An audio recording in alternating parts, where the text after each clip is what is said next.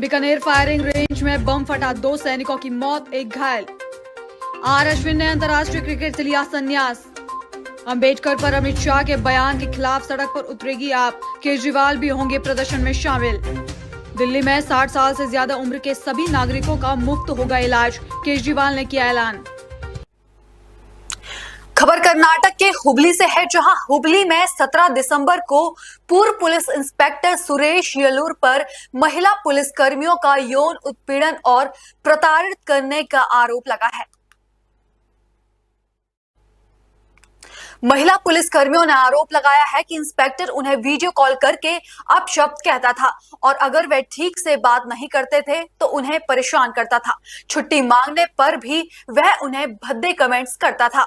इस प्रकार महिला स्टाफ को लगातार विभिन्न तरीकों से प्रताड़ित किया गया।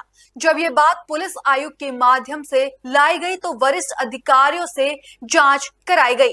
पुलिस आयुक्त एन शशि कुमार ने आश्वासन दिया है कि महिला कर्मियों को न्याय दिलाया जाएगा।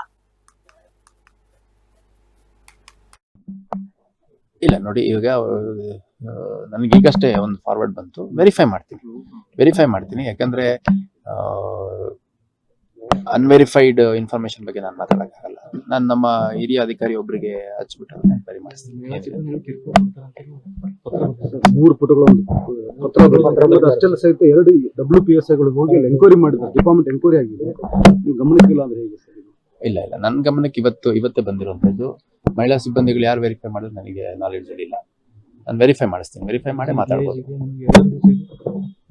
ನನಗೆ ಮುಟ್ಟಿಲ್ಲ, ನನಗೆ ಯಾವ್ದು ತಲುಪಿಲ್ಲ.